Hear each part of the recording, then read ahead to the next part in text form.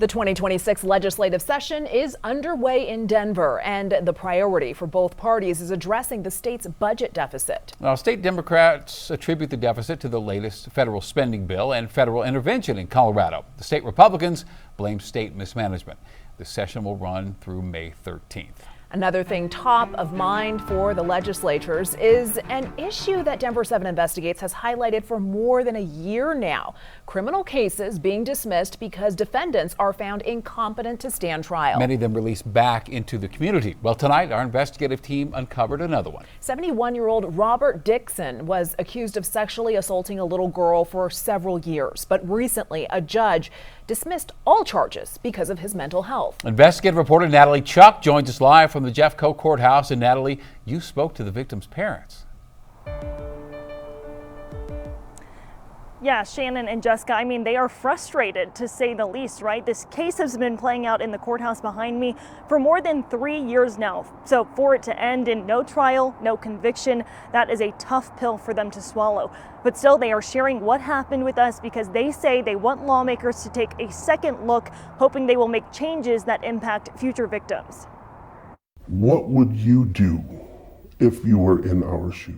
If you were in all the other families' shoes that are faced with this? Questions can keep you up at night. For these parents, it's the answer to their fight for justice that has them tossing and turning. What am I going to tell my daughter? We agreed to interview them anonymously. Their daughter is a minor and a victim of sexual assault. And after what she's been through, they want to protect her identity. The individual we had trusted to watch our child would touch her inappropriately, would do sexual activities inappropriately.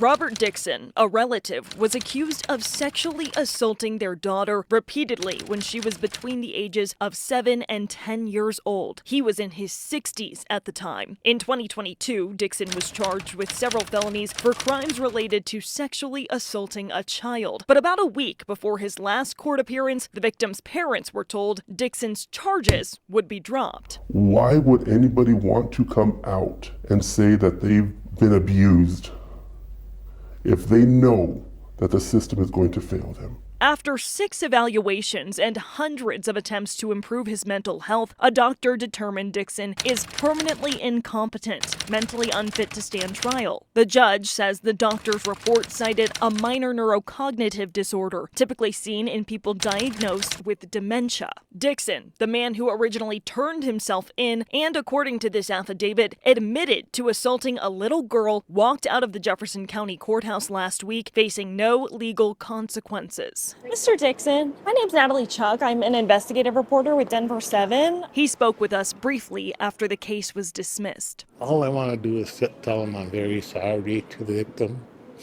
I didn't need to do it. Do you feel like it's fair that the case was dismissed? I'm not sure. Is this a community safety problem? Absolutely. Alexis King is the district attorney overseeing Jefferson County. It's not the first time we've talked about Colorado's competency law. In fact, she was the first district attorney to voice her concerns to me after the case against a man accused of trying to murder a Lakewood doctor was thrown out. Since then, Denver 7 Investigates has spoken with victims in more than half a dozen cases involving violent crimes that never went to trial. The fact is that they changed the law. They didn't worry about the funding at the time, and here we are. You don't agree?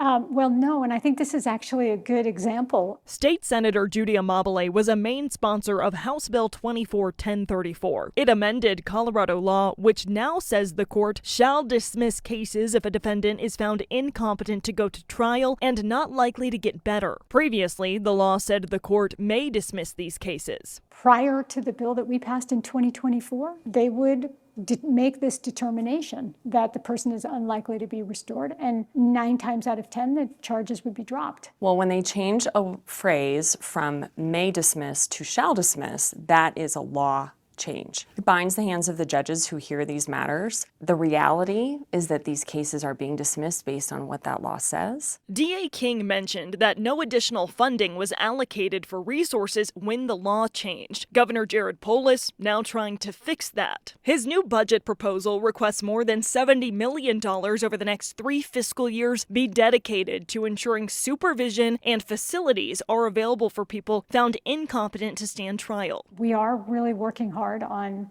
legislation that will help in a situation like this, but obviously the harm has been done. Do you think lawmakers would be taking a second look at this if it hadn't been for all of the media attention? I hope they would regardless, because it's a part of our law that is clearly not working.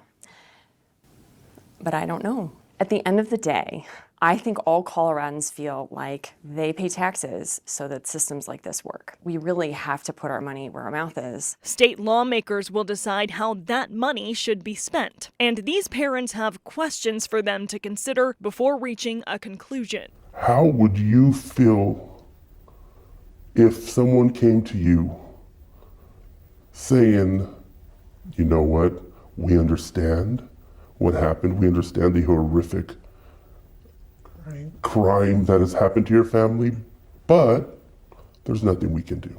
No matter the answers, they know that in their case, nothing will change, that Robert Dixson is a free man. We're here today because that's not okay. And excuse me. I'm not gonna let it be okay because my daughter deserves a fight. And like we told you, that legislative session kicking off today, we are told this will be a top priority. And victims we've met with in the past also say that they will be showing up to testify. So we will see if lawmakers listen to them.